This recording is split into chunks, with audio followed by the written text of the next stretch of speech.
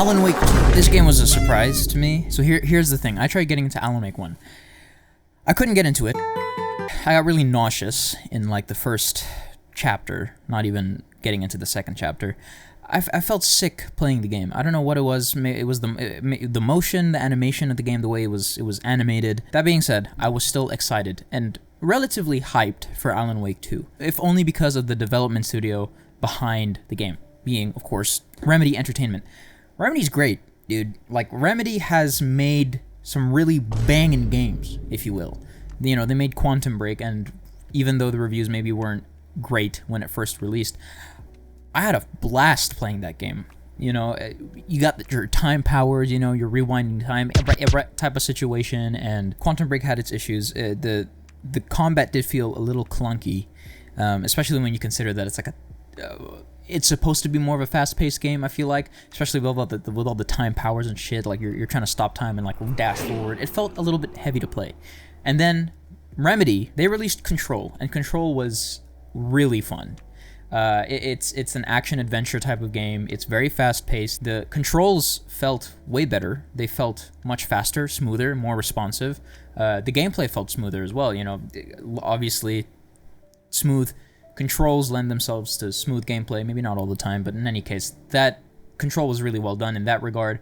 And then, of course, they continued to push the visual boundary. I think they really started pushing visuals with Quantum Break. Quantum Break was like their first Remedy game where they really pushed visuals, although maybe some might consider Alan Wake 1 to be that game, but in my opinion, I think Quantum Break really was that first game for Remedy to start pushing visuals hard.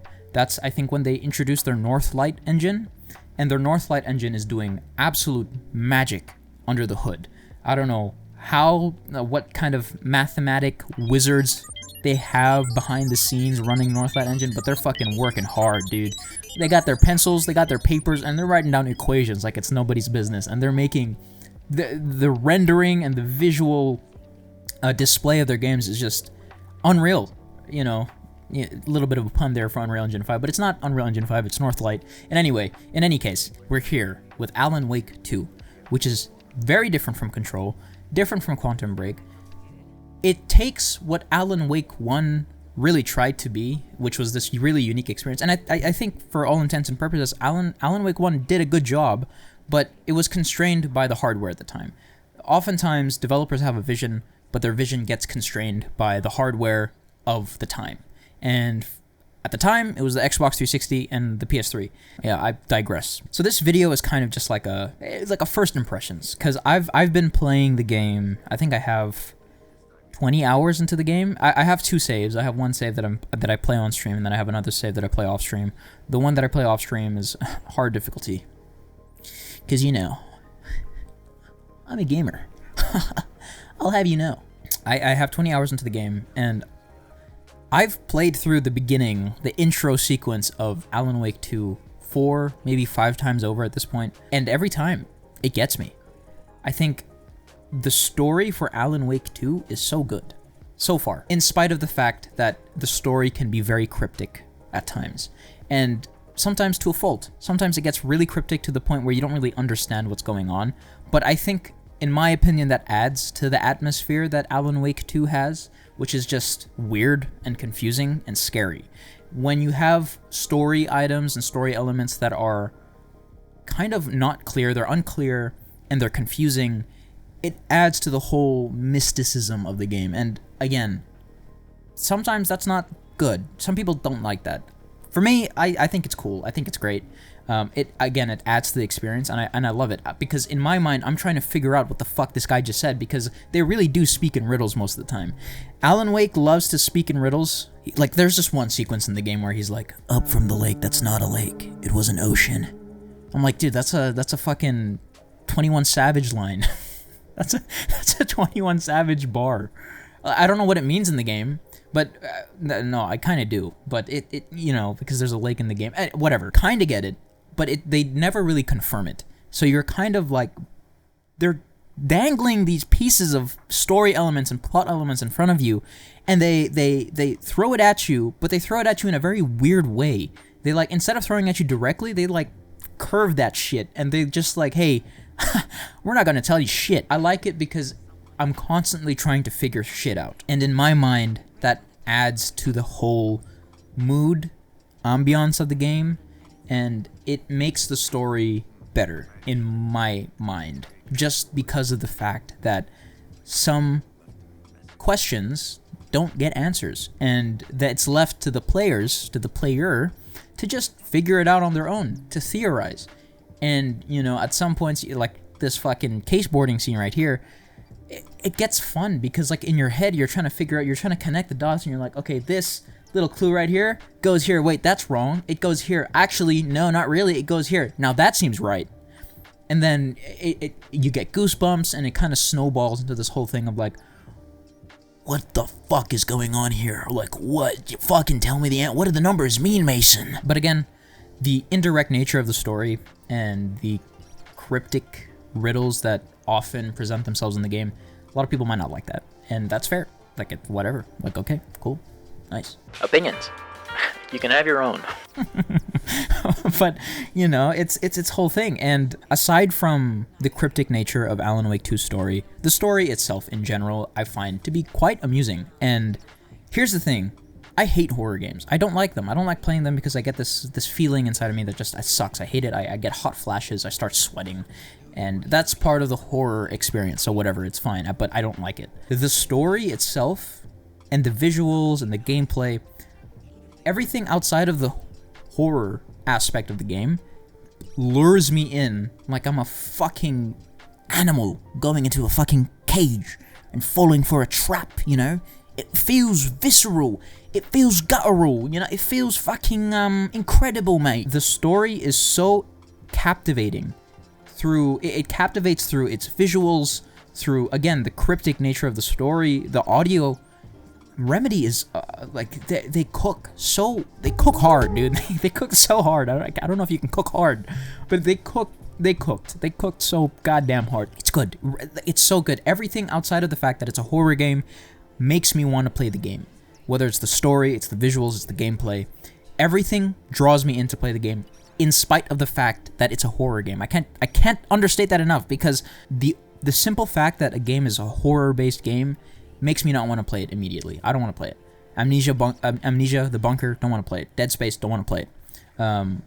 But, caveat here, Alan Wake 2 has opened my mind a bit. You know, like, maybe I should try these games out. Resident Evil 8, I'll give it a try, or something. I don't know. Resident Evil 4, the remake, I'll give that a try. But in any case, like, Alan Wake 2 is so fun. It has a good story. It's captivating. It's like mystical, but also very weird. For all intents and purposes, Alan Wake has this like supernatural vice grip on my fucking consciousness, and I can't stop thinking about the game. I like, let's say I play a game, right? Let's say I play the game on stream, I stop streaming, or maybe like I play it off stream and I stop playing the game, whatever. The moment I leave my room, I'm thinking about Alan Wake 2. Like, I'm like, okay, like, what the fuck just happened there? Alan Wake said there was a lake, but it's not a lake, it's an ocean. I'm like, yo, bars, that's a crazy line. Maybe that means that lake in, like, maybe Cauldron Lake is more than, like, it's more than just a lake. Obviously, it's the where the dark place resides, or whatever. I don't know. Could that be the case? Most likely, but they don't tell you explicitly, and I love it. Okay. Story, done. We're done with that part. If I talk any more about the story, I'm gonna like get into a whole thing. I do want to talk about gameplay, because I think going from Control to Alan Wake 2 can be a very stark contrast and a turnoff for many players. Control had very fast-paced controls, no pun intended, and it was a lot of fun. I think that was one of the bigger draws of Control, is that its gameplay system and its loop was really fun, because you have powers, you have guns that you can upgrade, you have powers that you can upgrade, and you can become like this, you know, this force who can wreak havoc on everything inside the Federal Bureau of Control, the old house in Control. And it's a lot of fun. And then going into Alan Wake 2, it's a lot different, because you're heavy now. You can't fly. You run, well, they say you run, but it's more like a jog. You have a smaller array of weapons to choose from, right? Saga has her crossbow, shotgun, pistol. So far, there could be more weapons that I haven't found yet. Alan Wake has his revolver, he has his flare gun, he has his shotgun, supposedly. I haven't found that one yet, either. Versus Control, Alan Wake 2 is less. In many ways, it can be considered a step back, but I think when you take Alan Wake 2 on its own and completely remove it from Control, so to speak, which you can't, because it's a part of Remedy, and Remedy's also making the Remedy Connected Universe, which is its own thing. When you take Alan Wake 2 as its own thing, and not necessarily in isolation, but just take it as its own thing, it's understandable why they would choose heavier controls and choose slower gameplay versus what they had in Control. Yes, it's different. Yes, it can be considered a step back, but in my mind, that's just the nature of the game. It's a survival horror type of game. It would be weird to have fast-paced controls like in Control in Alan Wake 2. That wouldn't really make much sense. And you know, another thing to consider is that Remedy's had its vision for Alan Wake 2 for a long time, and this is it. I mean, you know, this is as close as we can get to it anyway. I don't know if it's fully the vision of Alan Wake 2, but it's pretty fucking good. And there is a bit of a skill kind of level to it. Like, when the Taken, which are the enemies in the game, when the Taken come at you and they hit you with like a fucking pipe or like a wood axe, a wood cutting axe, you have to dodge it, and you know, there's a timing to that. You have to learn to time the dodge, or else you just get hit.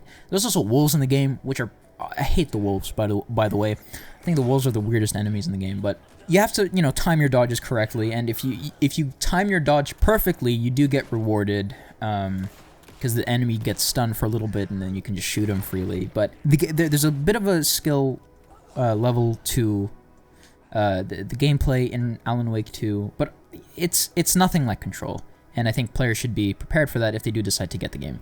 It's not like Control, it's not fast-paced, it's very heavy, and especially if you're coming from more fast-paced shooting games, like, temper your expectations. It's not going to be like The Division, which is also a third-person shooting game, but it's much faster, and it's much, like, you have a wider array of weapons. So yeah, like, it's much different in that regard. So to continue on with gameplay, and this kind of ties into the story, but there's a game mechanic, Saga's Mind Place, which is her version of the Mind Palace technique, which is what Sherlock Holmes uses, you know, Mind Palace technique. I gotta learn to fucking map the shit and stuff, whatever. Right? She has her Mind Place, and in the Mind Place, she gets to map out different clues that connect to each other and stuff.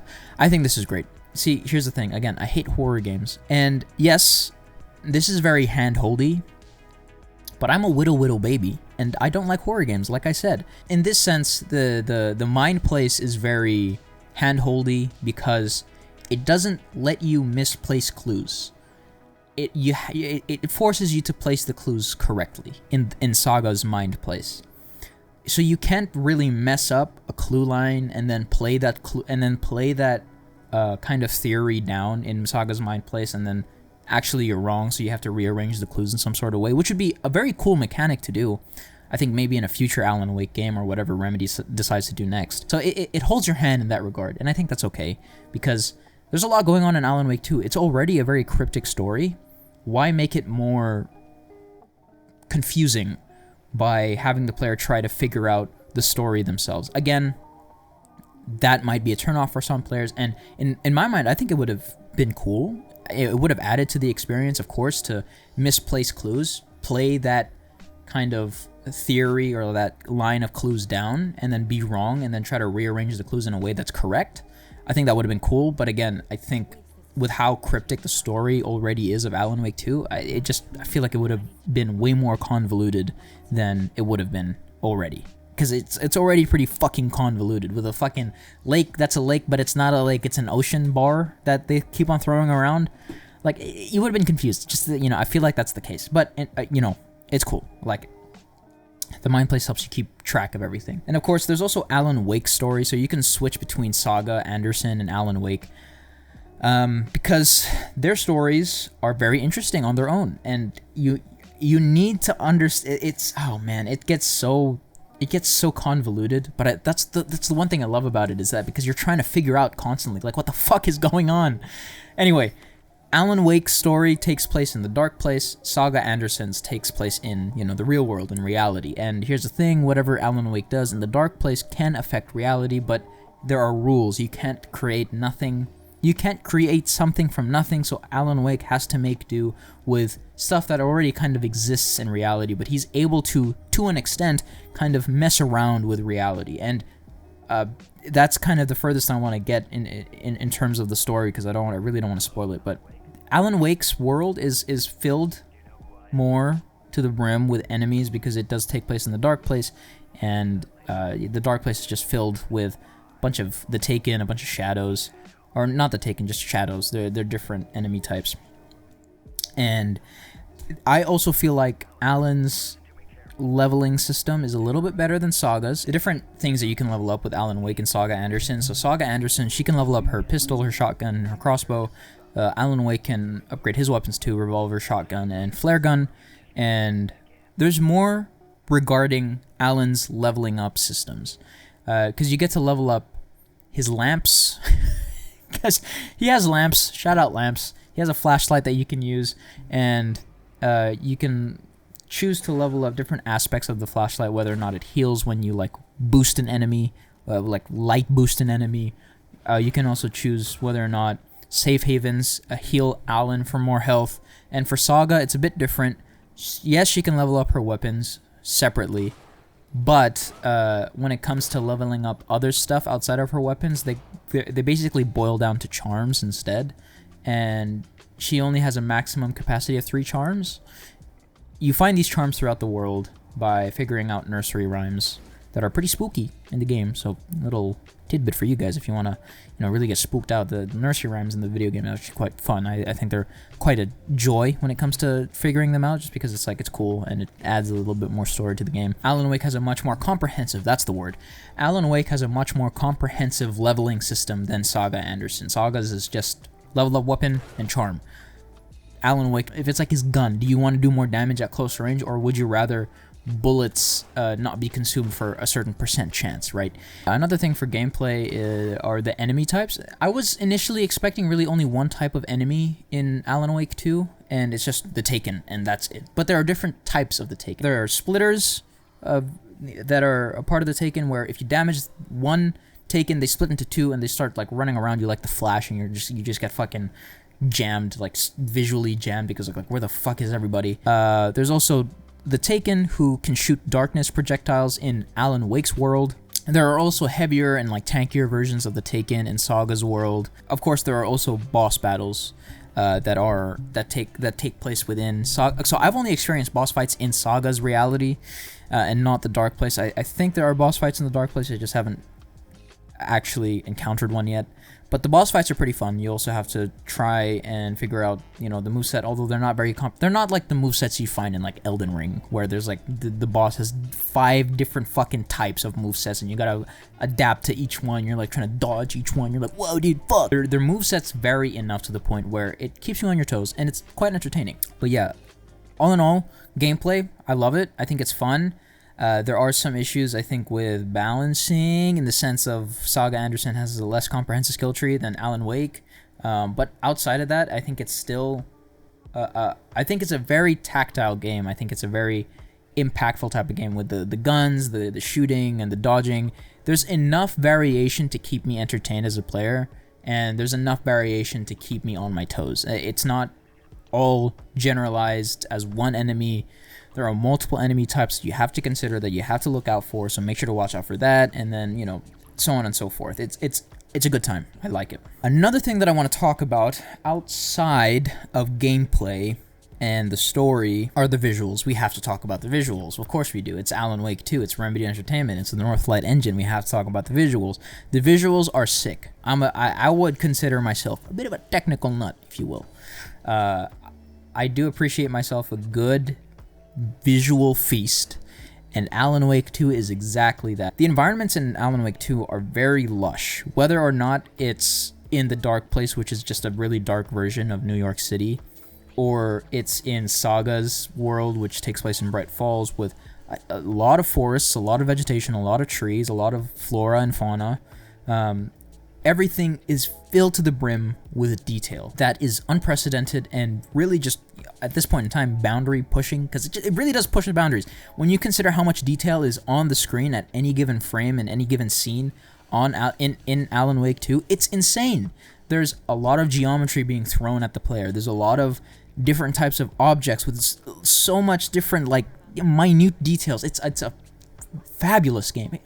It's a fabulous game, I'll tell you that much right now. Outside of the visuals, audio is really well done as well. The surround sound when you wear headphones, oh god, dude, the surround sound is really something else. It is really good. It's really well done. You have sounds being thrown at you from every which way, and you don't know where. You look around and no one's there. You turn around again, there he is. Oh, scary. And it's great. I love it. But that's kind of just generally speaking the environments in terms of like how much vegetation is like in terms of the detail. Outside of the technical stuff, the story and the gameplay, I guess this also kind of ties into the gameplay, but it's also the horror aspect of Alan Wake 2. Alan Wake 2 is very spooky. And it doesn't just do this through jump scares. It does this through the ambience, the mood, the environment, the whole feeling of everything around you. It really does get scary, especially, okay, so when you're playing a saga and you're in the forest, it gets scary because you're all alone and the forest is dark, light doesn't really get through the forest, and there are also other places in Alan Wake 2 that elicit just really scary feelings, like a run-down carnival normally elicits pretty, you know, like, oh, I'm scared, spooky, run down, and I do get, tension is built up, for sure. And even in places where seemingly it's, like, normal, Alan Wake 2 does a good job in making it seem weird and just, like, out of place. Something feels out of place in, like, this area, and it builds tension, and I get genuinely scared whenever they do decide to place a jump scare. I will say the jump scares can be a little bit tacky, but that's okay, considering that it's not just, they don't just rely on jump scares, they build out an atmosphere that is really well done in terms of making you feel tense as a player. It's the same thing with Alan Wake, especially considering that he's in the fucking dark place, so everything there is just fucking scary. And everything there is just weird. The horror aspect of Alan Wake 2, it's definitely there. Do I like it? You know what? Yeah, I like it because it's weird. And it also plays well into the story and how, like, you know, it's a murder mystery. I love murder mysteries. I think the horror aspect is good. It's just enough. It's not overbearing, and when I do get scared, it's a joy to be scared on stream because people, you know, take laughter in your fear. I mean, I think that's it for this video. Again, this is just my first impressions for Alan Wake 2, and overall, I think Alan Wake 2 is by far my favorite game of 2023 that I've played. I've played Starfield, I like it, but after letting it simmer in my head for a bit longer, I don't know, there are things that I don't like about it, but again, Starfield can really only go up from here, but that's another conversation for another time. Alan Wake 2 is so far my favorite game of 2023 that I've played, and I look forward to finishing it on stream. Feel free to join me.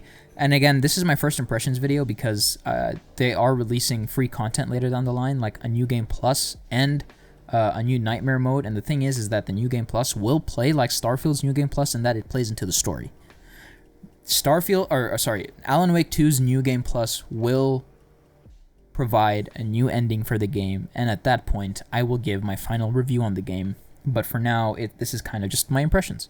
And so far, after 20-ish, maybe 17-ish hours of the game, I'm having so much fun, and I can't stop thinking about the game. Anyway, that's that for this video. Thank you guys for watching. There's so much content out there on YouTube, let alone Alan Wake 2 content. So I appreciate you watching the video through and through, and sticking by. And I'll catch you on the next one. See ya.